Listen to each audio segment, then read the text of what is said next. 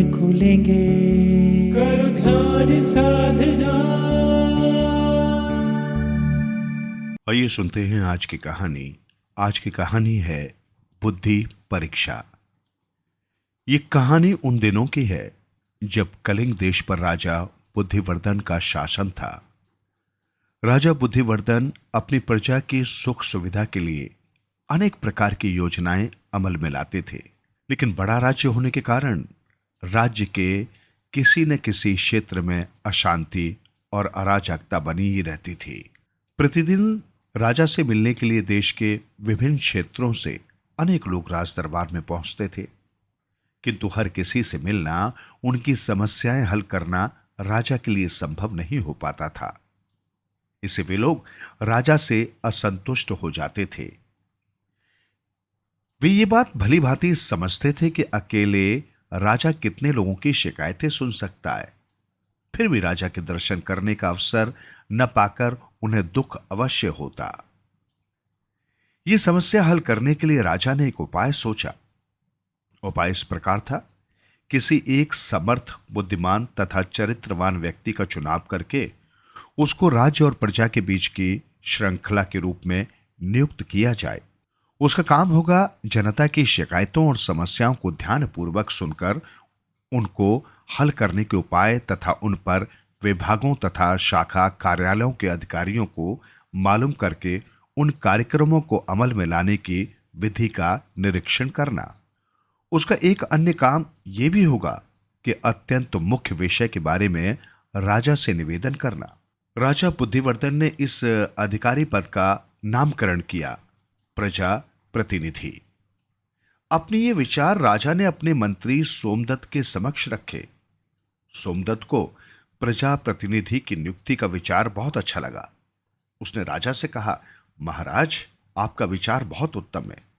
देश का शासन यदि सुचारू रूप से चलता है तो इस प्रकार के पद की नितांत आवश्यकता है, परंतु आपने प्रजा प्रतिनिधि पद के लिए जिन गुणों को आवश्यक माना है, उनके साथ उसके अंदर सहनशीलता, अनुशासन, प्रियता और जनता के बीच एकता स्थापित करने की क्षमता भी होनी चाहिए। हम शीघ्र ऐसे आदमी की खोज करेंगे। राजा को सोमदत्त का यह विचार बहुत पसंद आया। प्रजा प्रतिनिधि में जिन विशेष गुणों का होना आवश्यक है, उन्हें सोमदत्त ने बिल्कुल ठीक समझा था। राजा ने सोमदत्त की चतुराई की प्रशंसा की। इसके बाद शीघ्र ही प्रजा प्रतिनिधि पद के लिए आवेदकों की मांग करते हुए राज्य के कोने कोने में ढिंढोरा पिटवाया गया। कई आवेदक आए और उनकी परीक्षा ली गई। राज्य भर के होनहार, बुद्धिमान नौजवान इस नए अधिकार पद की लालसा से परीक्षा के लिए आए थे।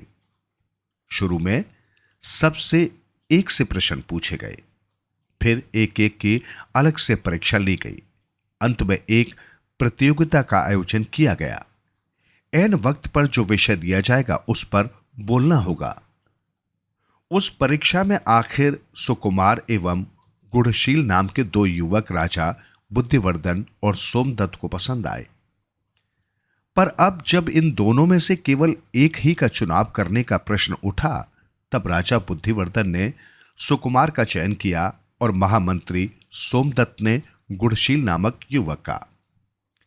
इस पर राजा बुद्धिवर्धन ने सोमदत्त से कहा, महामंत्री, मैं ये नहीं समझता कि मेरा निर्णय ही अंतिम है। मैं स्वयं जानता हूं कि शासन के कार्यों व अधिकारियों की नियुक्ति के काम में भी आप अपार प्रज्ञा रखते हैं, लेकिन आज पहली बार ही हम दोनों के विचारों में भिन्नता दिखाई दी। इसलिए हमारे द्वारा चुने गए उम्मीदवारों को हम राजगुरु श्वेतांग के पास भेजेंगे व उनके निर्णय को स्वीकार करेंगे। राजा का यह विचार महामंत्री सोमदत्त को खूब भाया। जब दो व्यक्तियों में मतभेद होता है, तब किसी तीसरे सुयोग्य व्यक्ति की राय लेना ही समुचित होता है। फिर सुकुमार और गुणशील को तुरंत राजगुरु श्वेतांग के पास भेज दिया गया। दूसरे दिन प्रातः दोनों युवक गुरु के यहां से लौटकर राजमहल में पहुंचे। महामंत्री सोमदत्त भी वहां उपस्थित थे। मंत्री ने दोनों युवकों से पूछा, गुरुजी का हमारे लिए क्या संदेश है? दोनों उम्मीदवारों ने इसके उत्तर में अपनी अपनी वो चीज जो उन्हें गुरुजी से प्राप्त हुई थी उनके सामने रखी। राजगुरु श्वेतांक ने हमसे कुछ कहा नहीं, मगर इन चीजों को आकर आपके हाथों सौंपने का आदेश दिया है। सुकुमार और गुणशील ने एक स्वर में कहा। महामंत्री सोमदत्त ने दोनों चीजें देखी। सुकुमार एक कुल्हाड़ी लाया था और गुणशील एक सुई। दोनों चीजें देखकर महामंत्री सोमदत्त मुस्कुरा उठा, मगर राजा ने मंत्री की ओर आश्चर्य से इस प्रकार देखा मानो उन वस्तुओं को भेजने का गूढ़ अर्थ उसकी समझ में न आया हो। महामंत्री सोमदत्त ने कहा, महाराज, गुरुजी के भाव को मैं समझ गया हूं, लेकिन उनका आशय इन नौजवानों के मुंह से कहलवाना भी इनकी मेधा की एक और परीक्षा प्रमाणित होगी। इसलिए अपनी अपनी लाई चीजों का अर्थ ये स्वयं ही बताएंगे। इस पर राजा बुद्धिवर्धन ने स्वीकृति सूचक गर्दन हिलाई और सुकुमार की ओर देखकर अर्थ बताने का संकेत दिया। प्रसन्नता और अभिमान भरे स्वर में सुकुमार तत्काल बोलने लगा, महाराज, मुझे लगता है कि श्वेतांग गुरुजी ने इस कुल्हाड़ी के माध्यम से मेरी सामर्थ्य जताने का प्रयत्न किया है। कुल्हाड़ी जिस प्रकार पहनी है और दमक रही है, उसी प्रकार मेरी मेधा भी तेज और प्रकाशमान है। ये कुल्हाड़ी जिस प्रकार भारी वृक्ष के तने को भी काट सकती है, उसी प्रकार मेरी मेधा भी कठिन से कठिन समस्या को भी आसानी से हल कर सकती है। गुरुजी द्वारा ये वस्तु मुझे प्रदान करने का तात्पर्य है कि ये मेरी मेधा की कसौटी है। इसलिए मेरा विचार है कि गुरु श्वेतांक ने मुझको ही प्रजा प्रतिनिधि पद के लिए चुना है।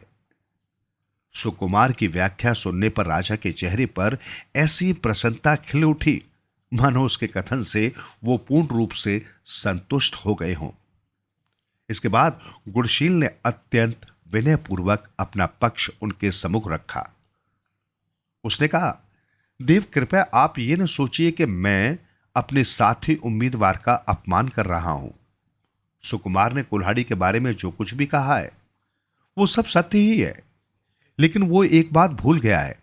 वृक्ष चाहे बबूल का हो अथवा चंदन का, कुल्हाड़ी एक इकाई में स्थित वस्तु के टुकड़े टुकड़े करने का काम करती है, परंतु सुई आकृति में छोटी क्यों ना हो, फटकर दो भागों में विभक्त वस्त्र को सीलकर पुनः एक कर देती है।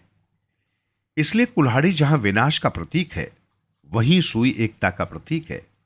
गुणशील की बातें सुनकर राजा असमंजस में पड़ गया और महामंत्री सोमदत्त की ओर देखने लगा। तब सोमदत्त ने राजा को समझाया, राजन, गुणशील का कथन पूर्णतः सत्य है। वैसे सुकुमार बुद्धिमान अवश्य है, लेकिन उसके अंदर सहनशीलता और एकता का भाव कम है।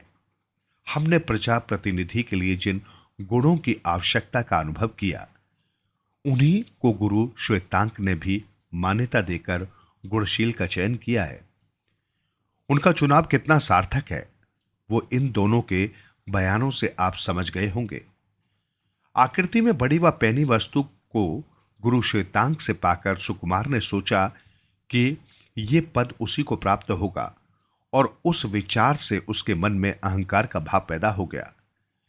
लेकिन सही समझ से उक्त पद को अपना ही मानने के बावजूद भी गुणशील अपनी वस्तु का मर्म बताकर विनयपूर्वक मौन रह गया।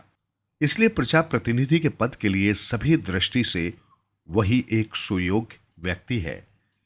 महामंत्री का सुझाव सुनकर राजा बुद्धिवर्धन संतुष्ट हो गया और उसने गुणशील की नियुक्ति प्रजा प्रतिनिधि के पद पर कर दी।